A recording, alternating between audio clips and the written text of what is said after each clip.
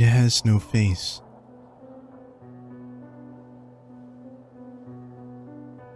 Everyone has tales about the strange and bizarre. My story is about how my half-whole mask saved my life and continues to save my life to this very day. Late in December, I was traveling north from California to my home state of Oregon. Nothing fancy, I was just going to visit the family for the holidays. On my way north, I hit a small snowstorm. Nothing awful, just a lot of snow falling at once. I wasn't worried about the small increase of snow at first, considering I had snow tires installed before I started my long journey home. I did, however, get a little hesitant to drive when the snow started to really come down. The large amount of falling snow, coupled with a large amount already littering the ground as I traveled higher into the mountains, caused me to consider finding a place to stay for the night. I figured I could get some sleep while the storm passes over. That and the fact that I could give my car's heater a break before it would decide to burst into flames, or worse, just stop working altogether. I scanned as much of the landscape as I could, but there were no buildings in the immediate area. The only other option that I had for my predicament was to keep driving and hope there was a town or exit nearby that I could take in order to escape from the storm. I must have been driving for at least an hour before I saw a sign up ahead indicating how far the closest city was. My heart sank a little when I read 162 miles as it flew by my windshield and vanished into the snowy night. At this point, the snow was beating against my windshield, and I knew I wasn't going to last 162 minutes, let alone 162 miles. The digital clock on my radio read 1:21 a.m., and I decided that the next turnoff I saw, I would take and hope that I could find a neighborhood that will produce some results on my current endeavor. My thought process was either freeze to death in my car or stay the night at some random person's house. Weighing the two options in my head, I picked the only thing a sane person would pick and went with the house. Another 30 minutes flew by and still no luck finding a place to pull off. Just when I was starting to lose hope, I saw a turnoff in the distance. A small shape started to make its way closer to me into my headlights, and on further inspection, it was revealed to me that they were two wooden poles that possibly belonged to a fence. When I turned onto the next road, between the two wooden poles, the ground beneath me felt rocky and rough, like I was traveling on gravel. I didn't drive for too long before I started to see a small cabin creep into my field of view. The lights in the cabin were off, but the place seemed to be in good shape. I parked my car under a tall, wild-looking tree that took residence on the cabin's front lawn. Getting out of my car, I immediately grabbed my extra jacket and put it on, pulling the half-whole mask I wore around my neck up and over my ears to keep the heat around my face. I put my cap on and trudged up to the cabin after putting my cap snug on my head. As I traveled through the cold, windy night up to what I felt like was my salvation, I immediately regretted not getting any gloves for my hands. Despite the irritation I had with my hands, my face and the rest of my body were comfortably warm, so I didn't have much room to complain. I stuffed my frozen hands deep into my pockets and continued my journey across the cabin's lawn. As I made my way to the door, I noticed something odd. There was no indication of life anywhere. There wasn't even a car in the front yard. Taking my right hand out of my pocket, I knocked 3 times, waiting patiently before saying, "Hello? Is anyone there? I'm sorry to bother you so late at night, but I need a place to stay for a few hours." Nothing answered my plea for help, so I knocked 3 more times on the door, hitting my knuckles harder against the aged wood of the entrance. "Hello?" I said again a little louder, before continuing with, "I'm not here to rob you or anything. I just need a place to stay for the night. I promise I'll be gone by sunrise." As I finished my sentence, I touched the ornate metal door handle. Noticing that the door seemed to be unlocked, I said in a loud voice, "I'm coming in now. If there's anybody in there, let me know now, please." I pressed the metal lever down, finding it a bit odd that the door was unlocked, and opened the door with little resistance on the other end, closing it behind me with about the same resistance, despite the fact the door looked really old. Looking around the area, I noticed the cabin had 5 rooms. The living room, which was the biggest room, a small kitchen, an even smaller washroom, and what I assume were 2 small bedrooms in the back. No lights were on inside the cozy cabin, making it almost pitch dark, if my eyes weren't already adjusted to the darkness from the outside. I decided the best thing to do would be to search for a light switch. So I took my phone out and turned on my flashlight app to scan the walls. My scan produced no results, however, and at the risk of losing precious battery power on my phone, I decided the best option would be to turn off the light and put my phone on airplane mode. Before turning off my light, I studied the paintings hanging on the wall that I glossed over in the initial scan. Each painting that crossed my sights was just a typical landscapes or harbors, things like that. There was a painting that looked like a fox hunt or something like that, but other than that, it was just the typical paintings you would see hanging on the walls around an elderly person's home. There was a painting, however, that caught my attention. The painting was small and consisted of what looked like 2 adults, a mother and father, a teenage girl, and a small child. The family captured in that painting were wearing what looked like Victorian-era clothing. I'm only guessing about the clothes. I mean, they could have been from the 1800s or the early 20th century. The point is that the clothing was very ornate and regal. There was something really disturbing about the image in that painting though. The faces of each member of the family looked like they were smoothed over with clay. It's kind of hard to describe it, but the 3 family members looked like they had no facial features. By no facial features, I mean instead of the normal facial features you and I have, the 3 people in the painting had grooves of smooth flesh, where normally you have an eye, nose, or mouth.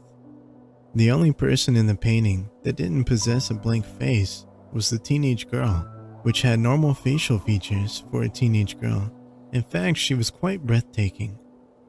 I pulled myself away from the painting to take a glance at my phone for the time. My phone indicated that it was past 2 o'clock in the morning, so I decided to go to the back room and check to see if it was occupied. To my relief, the door was vacant.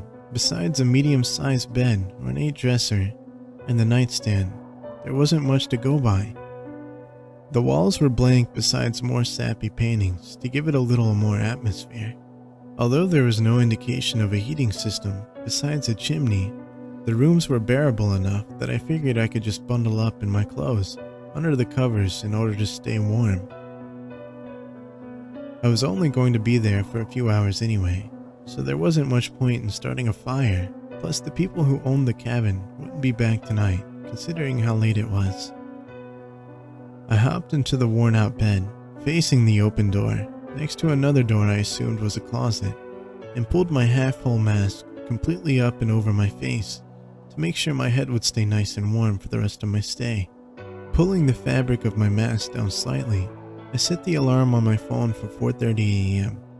and put it back down onto the nightstand. I covered my face again and bundled up tightly with the sheets, closing my eyes and letting dreamland take me away, until I woke up after what felt like minutes later to the sound of scratching. My body froze as I heard the noise over and over again, softly coming from the closed door. I tried to relax myself by thinking that all the noise that I heard was just a rat or some other animal that was spending the night in the closet while the cabin's owners were away. Quietly, I shifted onto my back, pulling my half-whole mask down slightly, so a little slit appeared, giving me a small window to look at what was out there. I laid on the bed, stiff as a board, with my cap and mask covering my face in such a way that it acted like a visor, giving me a small peek at what was in the darkness. Thankfully, my eyes were still adjusted to the dark, which gave me a small amount of reassurance, As I continued looking in the direction the scratching noise was coming from. The scratching continued louder and longer for what seemed like minutes, until just like that, it suddenly stopped. Silence filled the room again, but it wasn't a safe kind of silence. The deafening silence in the room was a foreboding and ominous sort of silence. The vacuum of sound in the air was the type of silence that happens in a movie just before something jumps out at you. Just when I began to calm myself down, the doorknob to the closet began to jiggle and turn very slowly. My heart was racing out of my chest as I saw and heard that the knob turned, and every inch of my body wanted to bolt out of the bed, out of that cabin before whatever was on the other side of that door got out after me. I laid perfectly still on the bed, despite the fact that I had a cocktail of adrenaline, nerves, and instincts telling me to get the hell out of there. My eyes widened as the door to the closet opened slightly, and I saw what looked like a dried head attached to an elongated neck pop out of the opening, followed by a skeletal body. The thing that was emerging from the closet crawled on all fours out of the doorway and slowly made its way to the bed I was sleeping in. I had never been more frightened in my entire life as the thing stood up, almost touching the roof of the cabin, and looked down in my direction. The creature stood there studying me as I peeked through the thin slit in my mask, pure terror swirling around in my mind as I glanced up at the body of the creature. Looking at the creature's skeletal face, I noticed that it had no eyes in its eye sockets, which led me to believe that it couldn't see me, even though I could see it. Just when the idea of it not being able to see me started to give me a little comfort, the creature began to speak. "Strange," the creature whispered softly as it continued to watch me, and then began to speak again.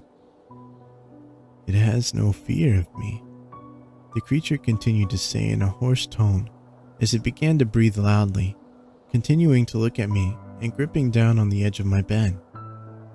Feeling the creature's bony hand touch the edge of my bed caused my brain to go into a complete panic mode. The only thing that stopped me from jumping up was the thought that maybe the creature believed I was dead or asleep and wouldn't attack. "How can it not fear me?" the thing said through clenched teeth before loudly gasping and suddenly pulling back with its mouth open in an expression that seemed like fear. "It has no face," the thing whispered to itself as it continued to back away. "It has no face. It has no face," the creature said again, but this time louder than before and slightly more threatening. "It has no face," the creature shouted as it backed off further away from the bed. I heard the thing breathing loudly and quickly before calming down and slowly returning to the side of the bed. Leaning over me slowly, the creature continued to look at me before softly beginning to breathe on my face. I could smell its foul breath even through my mask. The smell was so powerful it took all my strength not to gag as a reflex to the awful stench. In my mind, I made the choice to keep motionless and not do or say anything that could compromise whatever illusion I was giving the thing that was currently studying me. The creature breathed on me again softly. The stench I smelled from its breath could only be described as pure death, which only strengthened my resolve to stay perfectly motionless. "Strange," the thing whispered at me again, leaning in close to the point where I could see and smell its decaying flesh. The creature slowly reached for me, its hand slowly moving towards my face. With every inch that decaying hand moved, I couldn't help but feel my situation becoming more and more dire. I thought that this was it for sure. The creature would kill me tonight, or take me away and torture me, then kill me, and no one would know what happened to me. No one would find my body out here, and no one would know my story. I could feel tears starting to swell up in my eyes as I thought of everyone I ever loved being yanked away from me in this one moment. No face, no face, no face. The creature softly chanted as its hands crept ever closer to my face. I could hear the anguish in the creature's voice as it continued chanting over and over as it reached for me. As the creature's long bony hand crept only centimeters away from my face, I braced myself for the worst, making the last thoughts I would ever have about the people who I loved. Just as I thought my life was over, a sudden loud noise erupted from the room, filling the ear closest to the nightstand with a flood of beeps, and causing the creature to scream and jump back. As the sound continued, the creature threw itself back against the wall, shrieking uncontrollably in terror as it stumbled backwards to the closet. I was dumbstruck for a second before the thought came to me that I had set my alarm for 4:30 a.m., which must have been the source of the noise. I jumped out of bed, grabbing my phone and pointing the lit up screen at the monster as the alarm continued to ring loudly. The loud ringing caused the monster to shriek even more in confusion and terror as it retreated quicker as I approached. Seeing my chance, I activated my phone's flashlight and put it on a strobe mode in order to disorientate the monster further. The creature shrieked as it withdrew from me to the safety of the closet. I continued to shine my light on the creature, and for added effect, I started playing loud music as I continued to jab my phone in the monster's direction, like a lion tamer. The thing threw itself into the dark recesses of the closet, and I shoved the door back, locking it after I slammed it closed. The shrieks coming from the monster started to get fainter and fainter, like it was retreating deeper into the house.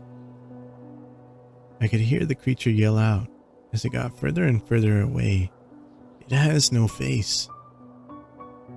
After hearing the last retreating words of the thing that terrified me the whole night, I bolted from the cabin at breakneck speed, jumping into my car and floored it off the gravel road. I was shaking all over as I drove, and when I pulled my half-whole mask further down, my exposed skin was as white as the snow that littered the ground. I was so frightened by the whole experience, as soon as I pulled into the first town I saw, I parked my car and began to sob uncontrollably for a while.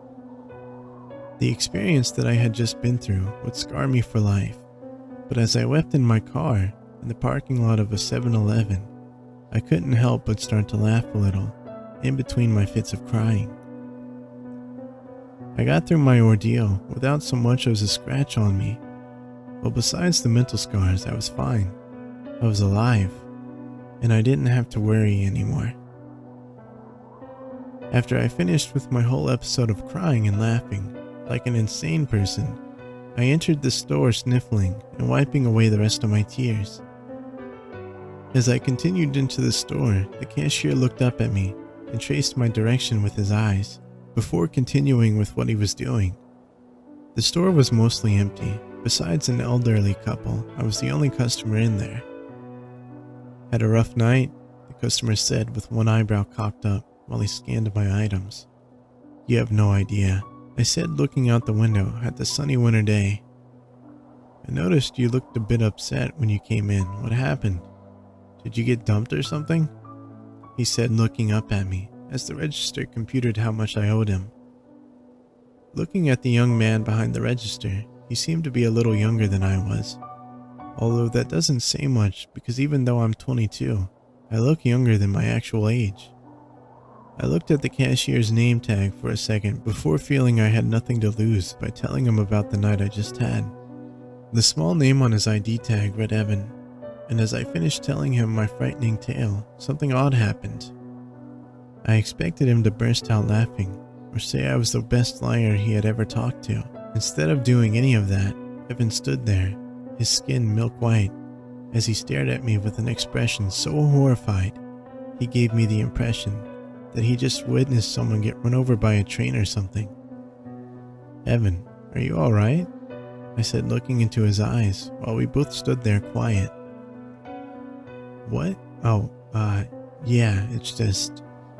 Evan began to say before his thoughts trailed off, due to the new feeling that we were both being watched. I began to feel eyes burn into the back of my head before turning around to see the old couple I glanced at when I entered the store beforehand. The old couple possessed the same horrified look that Evan had just a few seconds ago. They must have heard the whole story I told. After a few moments of silence, the old couple asked me what I knew about the cabin, to which I couldn't really say. I gave them the best description I could about what I saw. The couple proceeded to tell me about the cabin, how long it's been there, and that it was haunted by a presence so terrifying that the place was condemned and left to rot away after so many people disappeared there. They told me that no one who ever stayed in that cabin has ever been seen alive again, if they've ever been seen at all after their visit. One of my best friends stayed the night in the cabin, Evan said quietly, as he stared off into the distance, but continued his thoughts with, I refused to go into the cabin. I knew something bad would happen if we went. I tried so hard to convince him that the dare was stupid and to not go in, but he refused to be labeled as a chicken and continued with the dare. Evan's eyes began to water as he continued with his story. I never saw him again after that night. I kept calling his house, but his parents still couldn't find him. We put out flyers and billboards, but we never had any luck. After a few days, we contacted the police, and I told them about the cabin. Evan began to choke down tears as he clenched his fist. They found him in the basement of that cabin, sprawled out on the floor. His eyes were surgically removed from his sockets. His nose was removed, and his lips, they were sliced off. When they found him, he was naked, with an incision from the bottom of his ribcage to his pelvis, down the middle of his body. All of the internal organs were extracted from his body, and to add insult to injury, his genitals were sliced clean off. But you want to know the worst part of it all? When the police did an autopsy on the body, they found that he was alive during the whole process. Evan winced as he remembered the whole gruesome sight and said, They never found who or what did it. There was no DNA evidence to convict anybody. They didn't find the tools that made the incisions, and they didn't find anything else either. Evan clenched his fist tighter on the table before the old man, listening to our conversation, put his hand on Evan's shoulder to reassure him that it was going to be all right. As he comforted Evan, he looked at me and said, People have been disappearing from that area for decades, maybe even centuries for all we know, but the bodies always end up in the same gruesome way. I don't care who you are. No one deserves something like that happening to them. They should just torch that evil place to the ground. The old lady joined her husband's side and looked at me with the most foreboding face I had ever seen. If your story is true, you should consider yourself the luckiest man on the face of earth. In all my years of living, you are the only one to go into that cabin and come out alive, the woman said, gripping onto her husband's hand tightly as she spoke to me. After hearing the old woman's words, I realized that Evan said the body of his friend was found in the basement, which explains why the monster's voice got fainter. It would have pulled me into the basement if my phone hadn't gone off. I quickly paid for my items and left the store more troubled now than I was when I entered. Feeling drowsy due to the lack of sleep and constant adrenaline rush caused by my whole terrible ordeal, I decided to go to a hotel and spend the day sleeping and relaxing to get my mind off of things. That night, I sat on my bed in the hotel room and looked at the two items that saved my life. In one hand, I gripped onto my half-whole mask, which hid my face from that terrible monster. In my other hand, I held my cell phone, which scared away the horrible beast that could have killed me. I decided that from that day on, I would always wear my half-whole mask to bed. It saved my life. That's the least I can do for it. The recent brush with death I just experienced had taught me that life is too precious to waste. So I decided to ask my best friend Samantha out on a date, and things worked out perfectly. Samantha and I were together for 2 years before I recently asked for her hand in marriage. She said yes. Part of me will never forget that awful night, and because of it, Not only have I been wearing my half-hull mask to bed every night since then, I've also made it a priority not to live in any type of house that has a basement. As an added safety measure, I started locking every door before going to bed. It's a pain, but you can never be too careful. Despite these crazy precautions, Samantha has accepted my little quirks and has continued to be supportive as we continue our journey through life together. I couldn't be more happy with the way things turned out in my life. I'm so lucky to be with Samantha. Everything's perfect. There's just one thing that bothers me, and I think I might just have to blame my imagination. But sometimes when I wake up at night, when it's really quiet, sometimes I'll hear a soft scratching noise. Also, and I think it's just paranoia, but I swear sometimes I hear something whisper, "No face," from inside my closet.